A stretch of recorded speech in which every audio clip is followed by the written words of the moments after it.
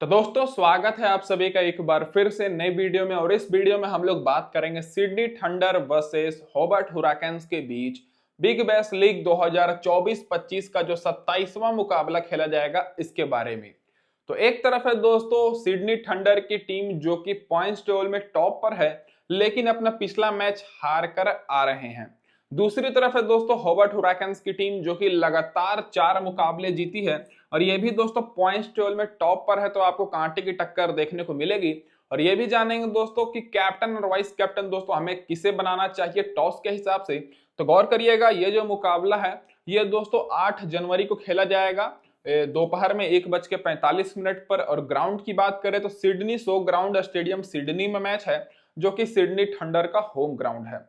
तो डायरेक्ट बात कर लेते हैं दोस्तों इस ग्राउंड की पिच रिपोर्ट के ऊपर। तो अभी तक इस ग्राउंड पर पूरे बिग बैश लीग के इतिहास मिलाया जाए तो दोस्तों मात्र 36 मुकाबले ही हुए हैं, जिसमें से पहले बैटिंग करने वाली टीम 18 बार जीती है और चेस करने वाली टीम भी 18 बार। एवरेज स्कोर 150 के आसपास है, जो कि दर्शाता है कि यहाँ पर बॉलर्स को भी मदद मिलती है। हाईएस्ट स्कोर ब्रिस्बेन हीट का है 203 रन का, लोएस्ट स्कोर 15 रन का है सिडनी थंडर का। और स्कोरिंग पैटर्न देखिएगा तो 150 के नीचे 14 बार स्कोर बना है, 150 और 170 के बीच में 13 बार, 170 और 190 के बीच में 7 बार और 190 के ऊपर दोस्तों 2 बार स्कोर गया है। तो एवरेज स्कोर और स्कोरिंग पैटर्न देखकर तो यही लग रहा है कि इस मुकाबले में आपको 155, 60, 65 के आसपास स्कोर देखने को मिलेगा, क्योंकि दोनों टीम्स के मैक्सिमम बैट्समैन वो भी उतने अच्छे फॉर्म में नहीं है। अब डायरेक्ट बात कर लेते हैं दोस्तों जो इस सीजन के मुकाबले हुए हैं इस ग्राउंड पर उसके बारे में। तो अभी तक दोस्तों इस सीजन में मात्र 2 मुकाबला ही हुआ है, और जो पिछला मुकाबला कुछ हफ्ते पहले खेला गया था जिसमें दोस्तों सिडनी थंडर की टीम पहले बैटिंग करते हुए 156 रन का टारगेट दी थी, और इस टारगेट को मेलबर्न रेनिगेट्स चेज नहीं करने पाई 8 रन से, और सिडनी थंडर 8 रन से जीत गई, जिसमें फास्ट बॉलर को 9 विकेट मिली और स्पिनर को 3 विकेट।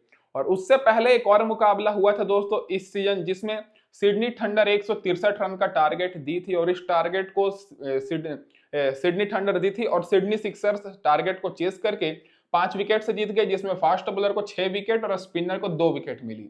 तो जैसा कि हमने आपको बताया कि इस ग्राउंड पर जो एवरेज स्कोर आपको 150, 55, 60 के आसपास है, उसी हिसाब से आपको स्कोर देखने को मिलता है। और यहाँ पर दोस्तों टॉस उतना इंपॉर्टेंट नहीं है, जैसा टीम परफॉर्मेंस करेगी वैसा जीत सकती है। और रिसेंट 2 मुकाबले मिलाकर तो ये देखने को मिल रहा है कि फास्ट बॉलर यहाँ पर बहुत ही ज्यादा हावी रह रहे हैं। और पिछले 2 मुकाबले मिलाकर अभी तक इस साल इस सीजन 15 विकेट मिले हैं दोस्तों फास्ट बॉलर को, और स्पिनर को मात्र 5 विकेट। तो आपको फास्ट बॉलर पर ज्यादा फोकस करना है, जिसमें से फर्स्ट इनिंग में फास्ट बॉलर ने लिया है 6 विकेट और स्पिनर्स ने 3 विकेट। सेकंड इनिंग में फास्ट बॉलर ने लिया है 9 विकेट और स्पिनर्स 2 विकेट। तो फर्स्ट इनिंग हो या second inning fast bowler wicket लेते आ रहे हैं, तो आपको फास्ट बॉलर पर ज्यादा फोकस करना है टीम बनाते समय। अब इसके बाद डायरेक्ट बात कर लेते हैं क्या रहेगी दोस्तों प्लेइंग 11 दोनों टीम्स की। तो उससे पहले मैं अपने भाइयों को ये बोल दूं कि अगर आप लोग हमारे चैनल पर पहली बार आए हैं तो दोस्तों चैनल को सब्सक्राइब कर दीजिएगा, ताकि आप सभी को इससे भी बेहतरीन मैचेस के अपडेट्स आगे मिलती रहे, और नोटिफिकेशन बेल को भी ऑन कर दीजिएगा।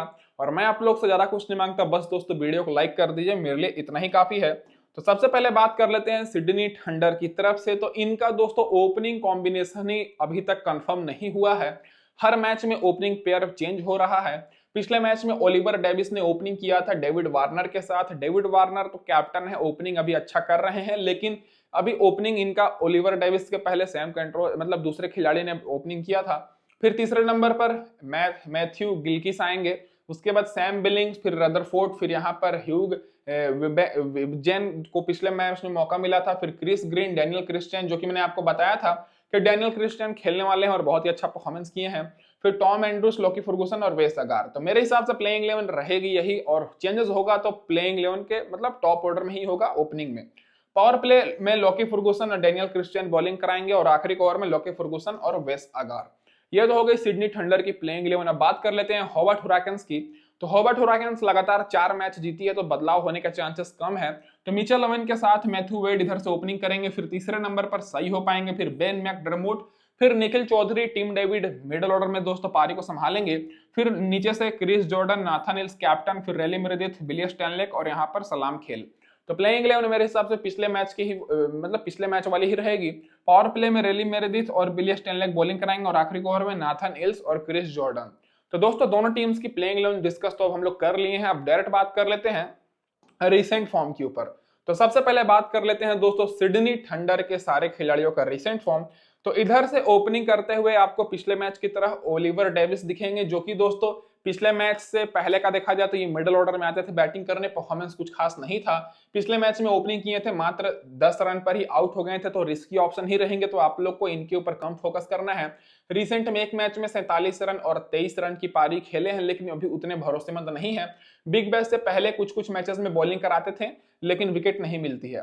तो आपको ओपनिंग में दोस्तों डेविड वार्नर पर ही फोकस करना है, क्योंकि डेविड वार्नर बीच में इनका परफॉर्मेंस थोड़ा सा लड़खड़ाया था, लेकिन पिछले 4-5 मैच में बहुत ही तगड़े फॉर्म में आ चुके हैं। पिछले मैच में दोस्तों 50 रन की पारी खेले, फिर उससे पहले 49 रन, फिर 86 रन, मतलब पिछले 3 मैच में लगभग इनके बल्ले से बहुत अच्छा स्कोर निकला है। फिर शुरू में दोस्तों 19 रन, 17 रन, 7 रन की पारी खेले थे, और बिग बैश से पहले 44 रन का मतलब बेस्ट स्कोर था। तो बिग बैश से पहले अभी उतने अच्छे फॉर्म में नहीं थे, ज्यादा मौका नहीं मिल रहा था, लेकिन अभी अच्छे फॉर्म में आ चुके हैं। तो दोनों ओपनर में डेविड वार्नर तो कंपलसरी पिक रहेंगे। और पिछले मैच में कुछ लोग कमेंट करके बोल रहे थे कि डेविड वार्नर फ्लॉप हो जाएंगे, लेकिन बिल्कुल वैसा नहीं हुआ, बहुत अच्छा खेले। फिर मैथ्यू गिलक्रिस्ट की बात करें तो पिछले मैच में 20 रन की पारी खेले, उससे पहले 43 रन, 23 रन और 18 रन की पारी खेल चुके हैं, तो इनका भी परफॉर्मेंस बेहतर है। और रिसेंट फॉर्म देखा जाए तो बिग बैश से पहले इनका भी परफॉर्मेंस कुछ खास नहीं था, केवल एक मैच में 74 रन, बाकी सारे मैचेस में बीच में फ्लॉप हुए थे।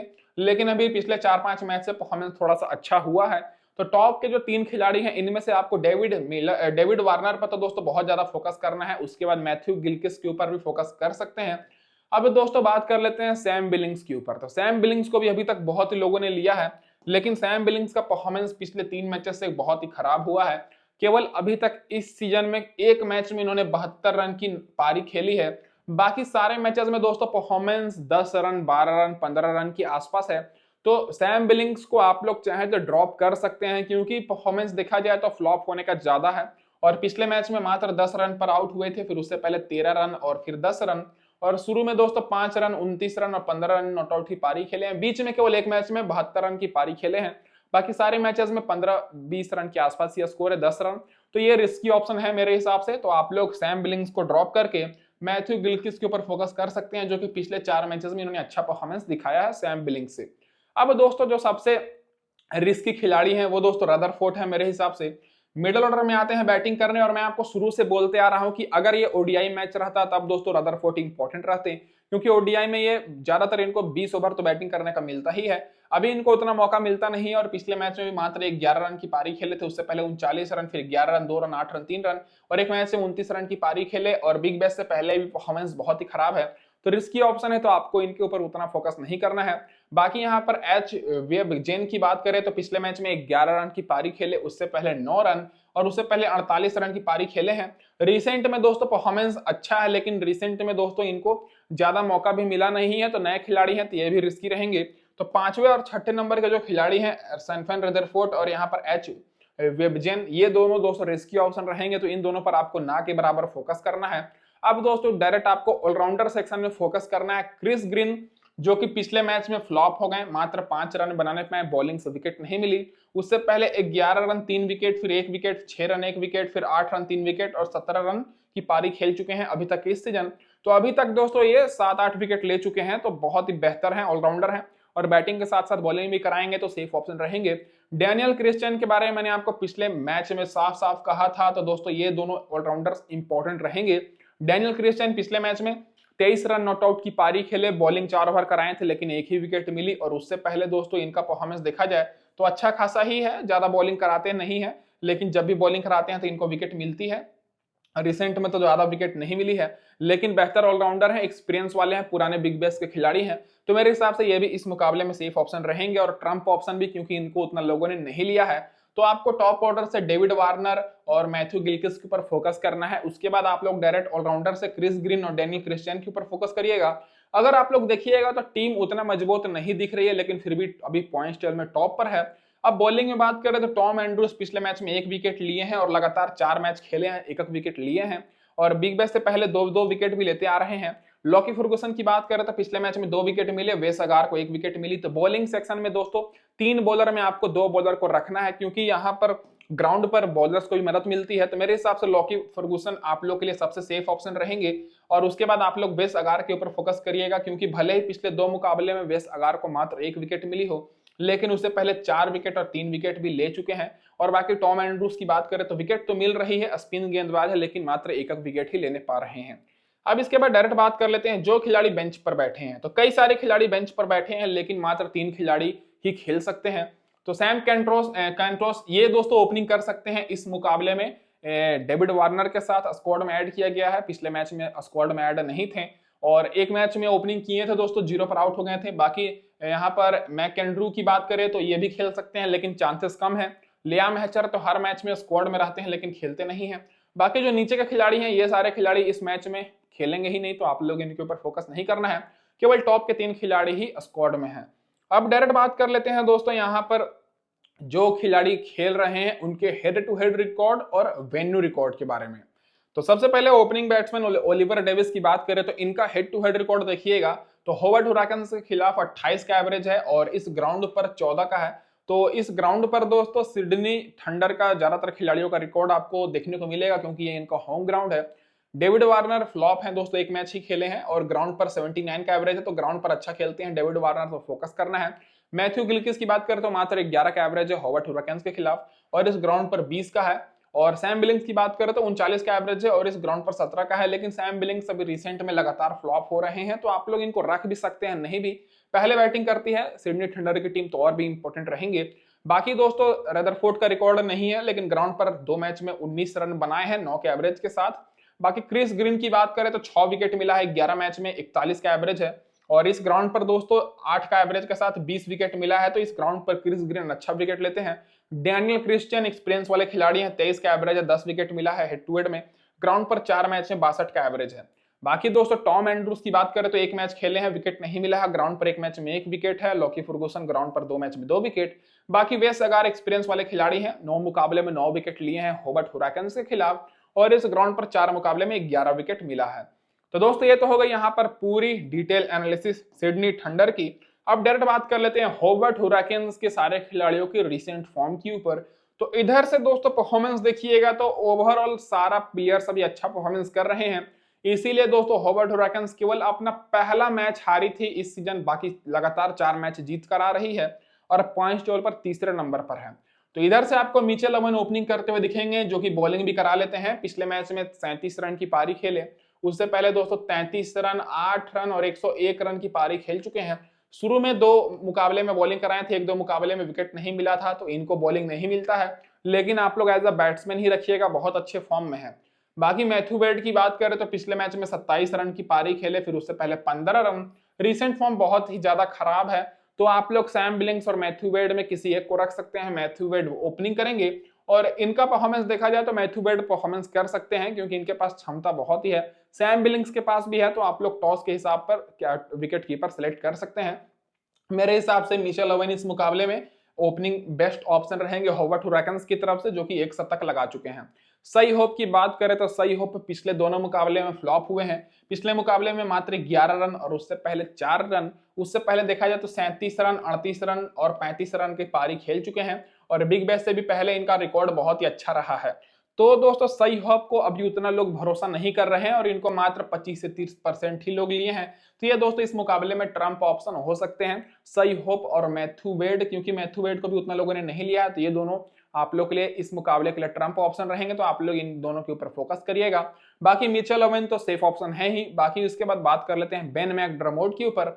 तो बेन मैकडर्मोट सबसे एक्सपीरियंस वाले खिलाड़ी हैं, पिछले मैच में 17 रन की पारी खेले, उससे पहले 34 रन, 68 रन और एक मैच में 64 रन भी लगा चुके हैं। बिग बैश से पहले 35 रन, 32 रन और 46 रन की पारी खेले हैं। तो बेन मैकडर्मोट राइट हैंडेड बैट्समैन है, सेफ ऑप्शन रहेंगे, क्योंकि ज्यादातर मैचेस में इनका परफॉर्मेंस अच्छा ही निकल कर आता है।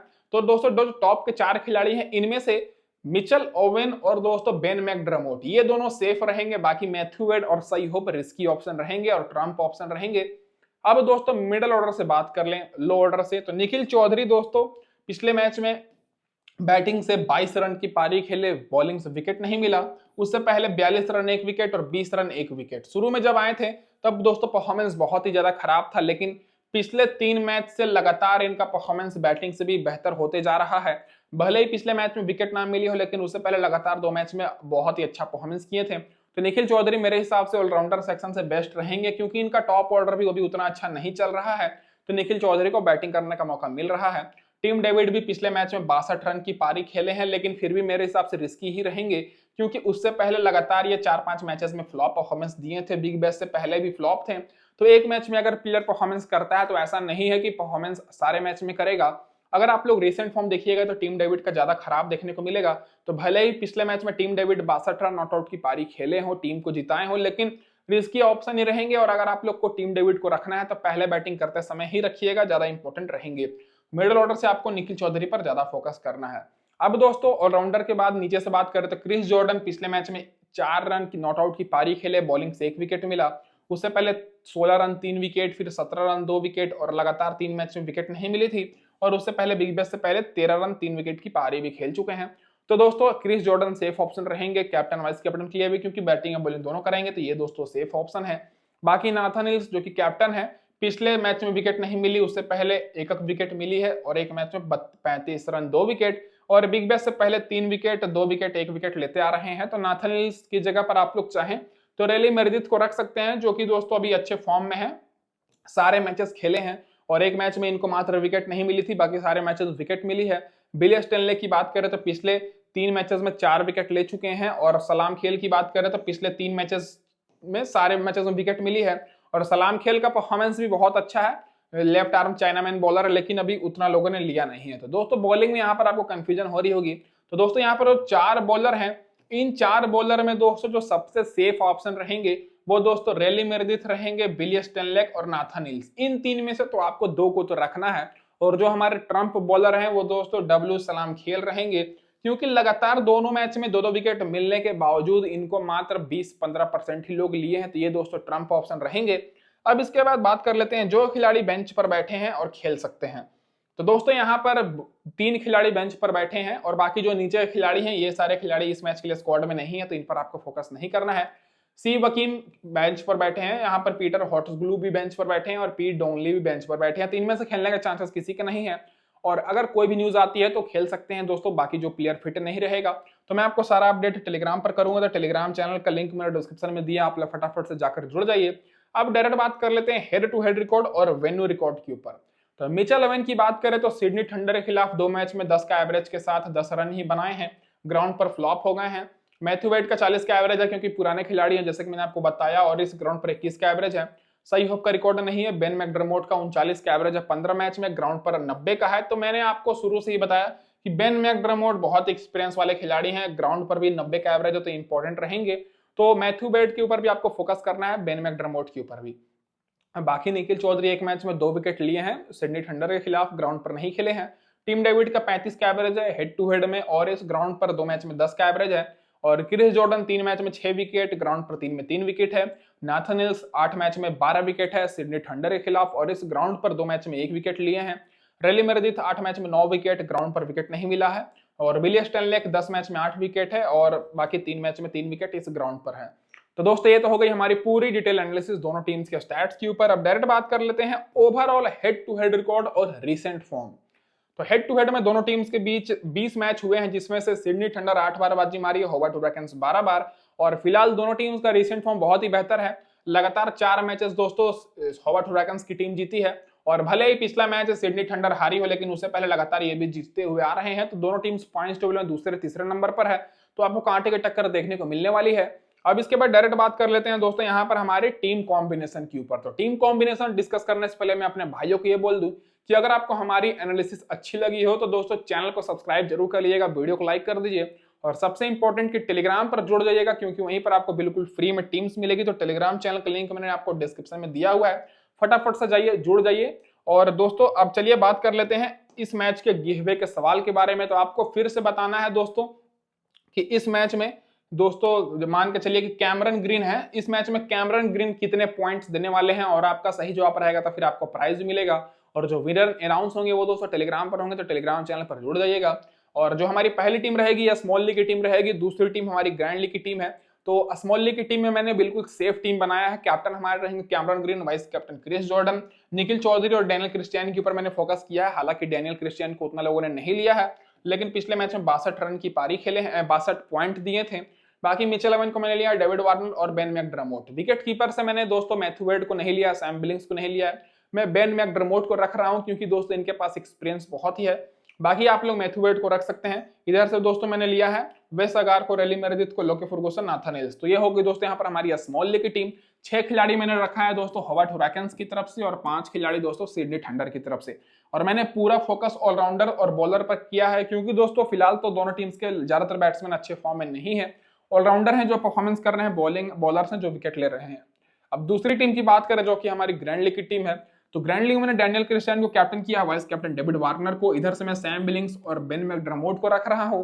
और डैनियल क्रिस्टियन मेरे हिसाब से बेस्ट ऑप्शन रहेंगे क्योंकि एक्सपीरियंस भी कूट कूट कर है भरा हुआ है, बैटिंग भी कर लेते हैं और बॉलिंग तो 4 ओवर कराएंगे ही।